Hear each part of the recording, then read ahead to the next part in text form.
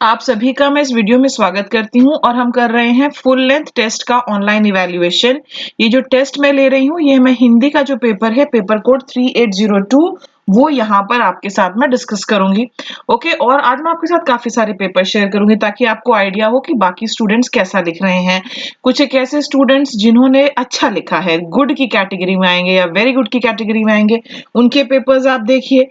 कुछ ऐसे भी देखिए जो एवरेज की कैटेगरी में आएंगे, कुछ ऐसे भी देखिए जिनको बहुत सिंपल क्वेश्चंस भी करने में दिक्कत आ जाती है, क्योंकि बहुत इंपॉर्टेंट है कि आपकी इसके लिए मेंस के लिए स्किल्स कैसी हैं। 145 पोस्ट के लिए ओके, जो अलग अलग डिपार्टमेंट्स हैं उन्होंने 145 वैकेंसीज जो है वो आगे भेज दी हैं, और इनमें से 48 वैकेंसीज जो है 48 वैकेंसीज जो हैं वो एसडीएम के लिए हैं। तो एक छोटे से राज्य में 48 वैकेंसीज एसडीएम के लिए बहुत मायने रखती हैं।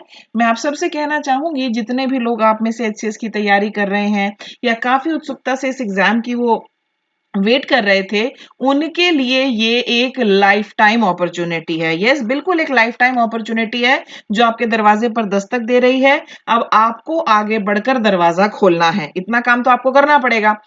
उन लोगों के लिए जो वाकई में इसको ग्रास्प करना चाहते हैं, मैं कहना चाहूंगी कि ऐसे मौके जो हैं वो बार बार नहीं आते हैं।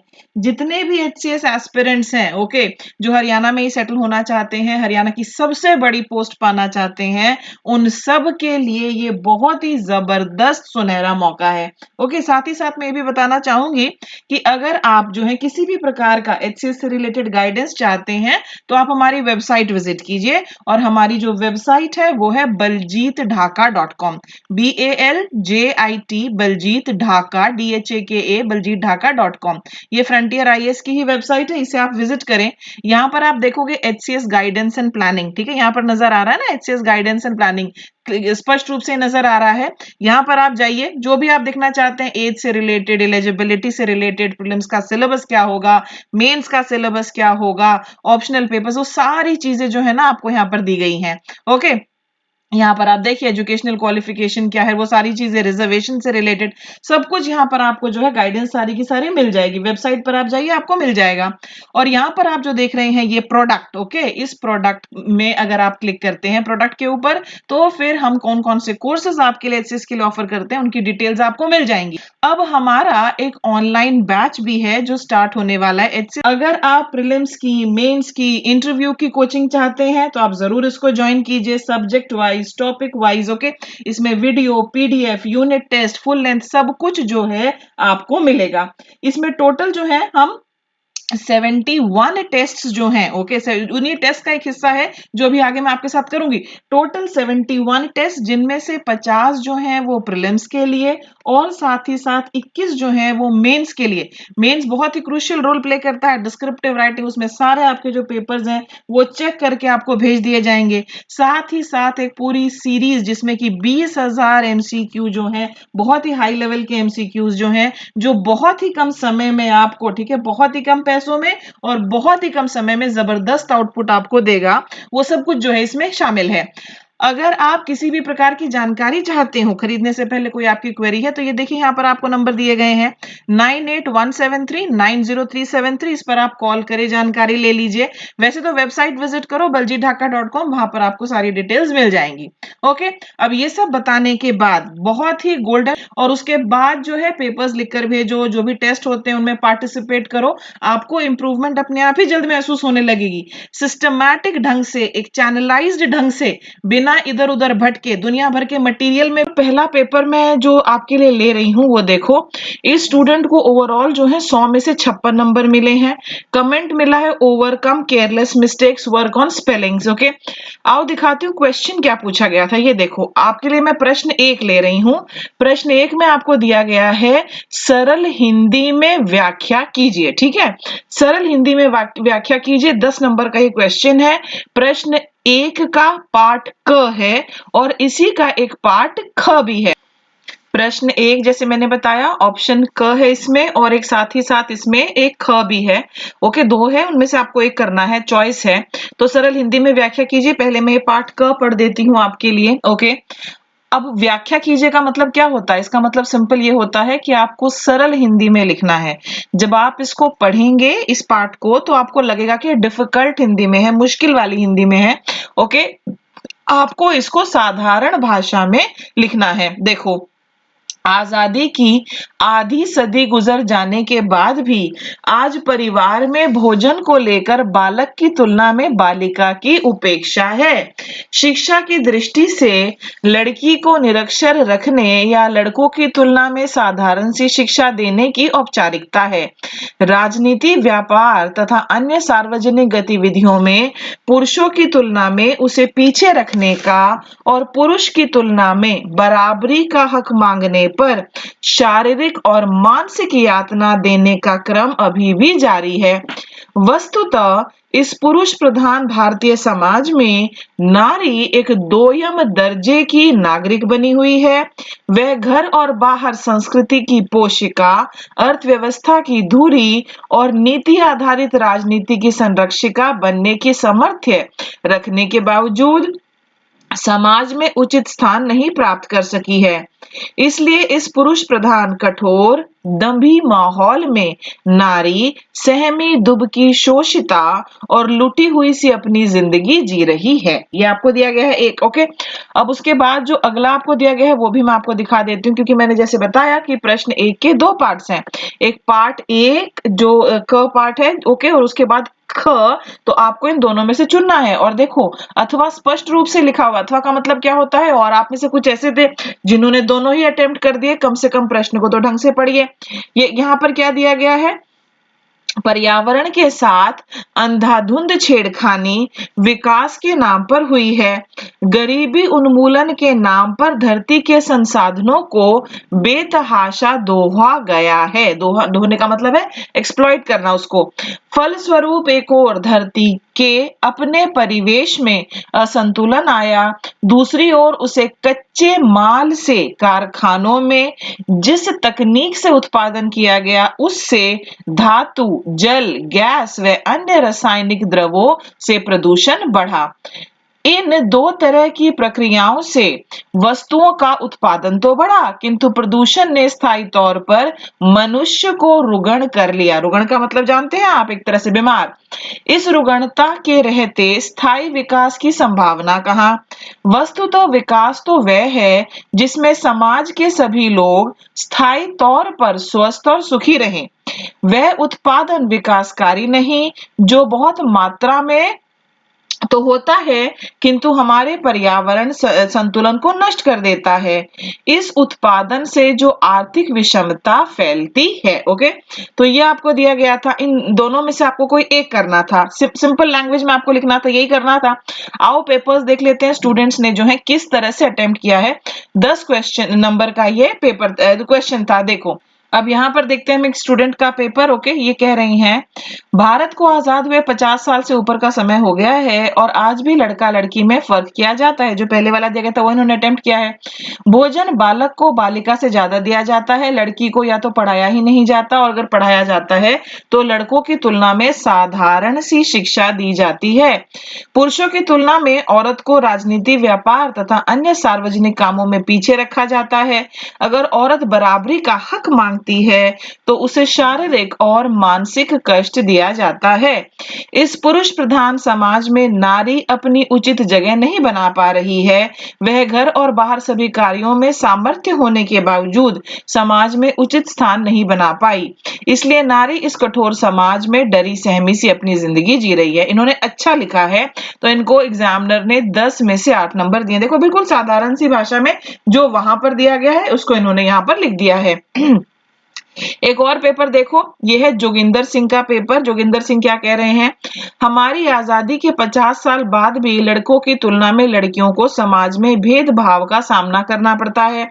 चाहे वो भोजन खाने का मामला हो, चाहे शिक्षा का, चाहे वो राजनीति, व्यापार व अन्य कोई सामाजिक कार्यक्रम हो। ओके, महिलाएं पुरुषों के समान अधिकार की मांग करती हैं तो उन्हें शारीरिक और मानसिक पीड़ा का सामना करना पड़ता है। उसके बाद है, वास्तव में हमारे पुरुष प्रमुख समाज में नारी को दूसरे नंबर पर रखा जाता है। वो जो दोयम दर्जा दिया हुआ था उसको इन्होंने यहाँ पर ऐसे लिखा, नारी घर और समाज में संस्कृति का पालन पोषण, अर्थव्यवस्था की केंद्र, और वो जो धुरी वाला पार्ट था ना वो इन्होंने इस तरह से लिखा, और राजनीति में भाग लेने के लिए सामर्थ्य होने के बावजूद समाज में उसे उचित स्थान नहीं दिया जाता है। आज की नारी इस पुरुष प्रधान समाज में डरी हुई शोषित जिंदगी व्यतीत करती है। इनको भी जो है यहाँ पर 10 में से 8 नंबर देंगे। ये वो पेपर्स हैं जिन्होंने अच्छा लिखा है। आगे चलते हैं। यहाँ पर आप देखिए, इस स्टूडेंट को जो है इनको एग्जामिनर ने कमेंट दिया है कि आप साधारण भाषा में लिखें। इन्होंने प्रसंग लिखा है, ये कि इन्होंने इंप्रेसिव पार्ट किया जो बहुत सारे स्टूडेंट ने नहीं किया, और लिखा है कि उपयुक्त गद्यांश में लड़कों व लड़कियों के बीच की असमानताएं प्रदर्शित की गई हैं। ये बहुत अच्छा इन्होंने लिखा ये वाला पार्ट, और फिर इन्होंने व्याख्या की है। हमारे देश के स्वतंत्र होने के इतने वर्षों बाद भी हर क्षेत्र में लड़कों की अपेक्षा लड़कियां उपेक्षित रही हैं। ओके, साधारण कर दो भाई, भाषा को जितना साधारण कर सकते हो कर दो। जैसे कम भोजन देना, शिक्षा की दृष्टि से भी लड़कियों को कम अथवा ना के बराबर प्रोत्साहन देना, महिलाओं को राजनीति, व्यापार एवं अन्य सार्वजनिक गतिविधियों में पीछे रखना। इसके साथ साथ जब भी महिलाएं अपने अधिकार के लिए आवाज उठाती हैं तो उन्हें शारीरिक एवं मानसिक यातनाएं दी जाती हैं। भारतीय समाज में आज की नारियों को दोयम दर्जा मिला हुआ है। अंडरलाइन के एग्जामिनर ने कि ये वैसा ही था जैसा वहां पर दिया गया है। वह हर स्थान पर अपने संस्कृति की पोषिका, अर्थव्यवस्था की धुरी एवं नीति आधारित राजनीति की संरक्षिका, एग्जामिनर ने लिखा है साधारण भाषा यूज करें, बनने की क्षमता होने के बावजूद भी वह आज समाज में उचित स्थान पर नहीं पहुंच पाई है। इन्हीं कारणों के कारण महिलाएं आज भी शोषित सहमी सी अपना जीवन जी रही हैं, और इनको 10 में से 6.5 नंबर मिले हैं, और इनमें करीबन 1.5 नंबर एक्स्ट्रा इसलिए मिला है क्योंकि जिस प्रकार से इन्होंने स्टार्ट किया ना कि पहले इस तरह से प्रसंग लिखा और उसके बाद व्याख्या की, ये एक डिफरेंट तरीका और एक इंप्रेसिव तरीका था शुरुआत करने का। ओके, लेकिन आप ज्यादा से ज्यादा साधारण भाषा में, व्याख्या का मतलब ही है कि आप उसको सिंपल लैंग्वेज में समझा रहे हैं। ठीक है, आगे देखो, अब मैं आ गई हूं आपको लेकर जो है एक और स्टूडेंट के पेपर पर। ये देखिए, और इन्होंने क्या किया है, इन्होंने प्रेसी राइटिंग के साथ, ये जो स्टूडेंट है कंफ्यूज्ड है, इसलिए इनको 100 में से केवल 45 नंबर ही मिले हैं। देखो, अगर आप प्रैक्टिस नहीं करोगे तो क्या तीर मारने वाले हो, तीर उल्टा ही लग जाएगा। एग्जामिनर ने इनको पुअर भी दिया है। इन्होंने सबसे पहले तो एक हेडिंग दी, स्त्री पुरुष की तुलना। ओके, और उसके बाद इन्होंने ऐसी चीजें लिख दी जो थी ही नहीं उसमें। तो एग्जामिनर ने यह भी लिखा है यह कहां दिया गया है, मतलब कि जो आपको वहां पर पैराग्राफ दिया गया उसमें कहां है। देखो इन्होंने कैसे किया, आज भारत ने 2020 में अपनी आजादी के 74 वर्ष पूरे किए हैं। क्या वहां पर ऐसा दिया गया है कि 50 वर्षों के बाद भी हम ये फर्क देख रहे हैं। ओके, किंतु आज भी लड़का लड़की की परवरिश में भेदभाव देखने को मिलता है। रोजगार से लेके व्यापार तक हर क्षेत्र में महिलाओं को पुरुष के पीछे रहने की कोशिश की जाती है।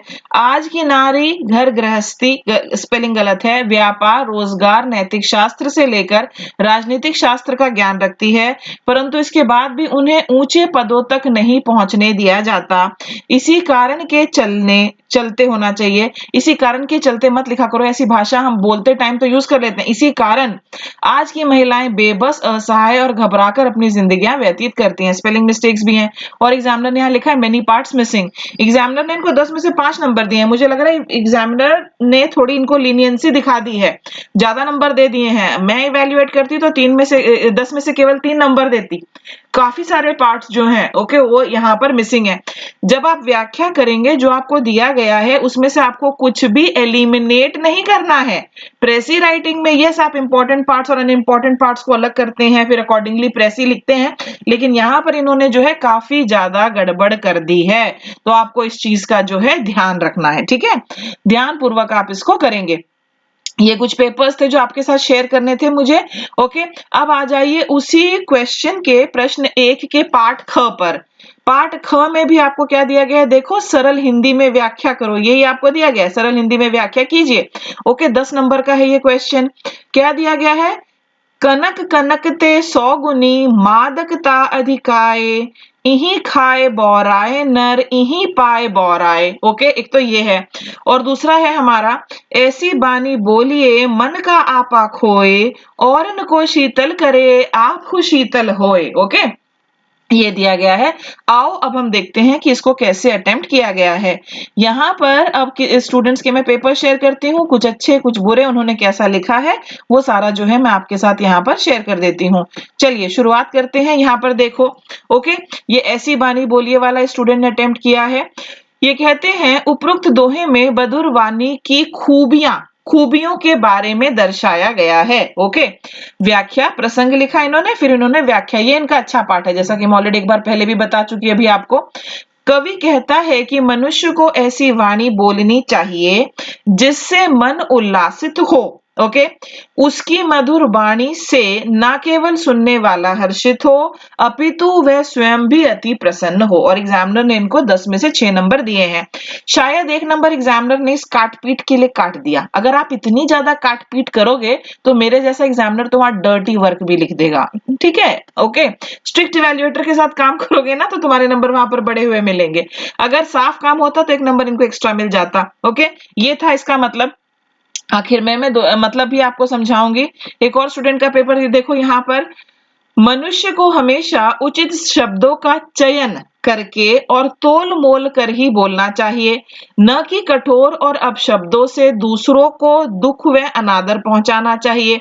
अच्छी बोली बोलने से न केवल सुनने वाला अपितु स्वयं को भी प्रसन्नता व अच्छाई मिलती है। ये लास्ट वाली लाइन काफी रेलेवेंट थी पूरे इसमें ढूंढने से। इनको 6.5 नंबर दिए एग्जामिनर ने, थोड़े एक्स्ट्रा ही दे दिए हैं। इनका जो ये आंसर है ये 5.5 नंबर के लायक है। ठीक है, चलो आगे चलिए, आपको अगला एक और आंसर दिखाते हैं। ये देखो, हमें ऐसी बाणी मतलब भाषा, हमें ऐसी भाषा बोलनी चाहिए जो मीठी हो। ऐसी बाणी बोलिए मन का आपा खोए, अपने मन से दिल से प्यार भरी मीठी भाषा बोलनी चाहिए जो सबको शीतल करे, सबको ठंडक पहुंचाए, सबको शांत करे। मतलब जो सुनने वाले के मन को शांत कर दे, बोलने वाले का मन भी शीतल होगा। एग्जामिनर ने इनको 10 में से 8 नंबर दिए हैं। गुड, आगे चलो, अगला पेपर देखिए। यहां पर है, मनुष्य को हमेशा मीठी भाषा बोलनी चाहिए ताकि दूसरे के अच्छी लगे, दूसरों को अच्छी लगे। मीठी भाषा बोलने से खुद को तो शांति मिलती है, दूसरों के मन को भी शांति मिलती है। मधुर भाषा बोलने से दूसरों के साथ अच्छे संबंध बनते हैं। ऐसी भाषा से मनुष्य विकट परिस्थितियों में भी विजय प्राप्त कर सकता है। ये लास्ट वाला पार्ट आपने कहां से जोड़ दिया? अननेसेसरी जोड़ोगे तो फिर मार्क्स कटेंगे। इनका 8 नंबर के लायक था पर इनको दिए गए हैं फिर 7। अननेसेसरी चीजें इन्होंने जोड़ी हैं। आगे अब मैं आपको लेकर चलती हूँ अगले पेपर पर, देखते हैं कि उन्होंने यहाँ पर क्या लिखा है। ठीक है, ये देखिए, ये हो गया है हमारा। ओके, ये हमारा हो गया है, ये भी हमारा हो गया, ये सारे मैंने डिस्कस कर लिए हैं। अब आपके साथ जो है मैं आपको दिखाती हूँ कि आपको ये जो दिए गए थे 2, इनका मतलब क्या है। ठीक है, पहला तो आपको दिया गया था सरल हिंदी में व्याख्या करने के लिए जो पाठ ख था उसमें 2 दिए गए थे। अब यहाँ पर देखो जो पहले वाला है उसमें क्या है, कनक कनक ते 100 गुनी मादकता अधिकाए, इन्हीं खाए बौराए नर इन्हीं पाए बौराए। कनक जो है, ओके, कनक एक तो सोना होता है। ठीक है, कनक एक सोना होता है और एक कनक जो है धतूरा भी होता है। धतूरा जो है एक नशीला पदार्थ है।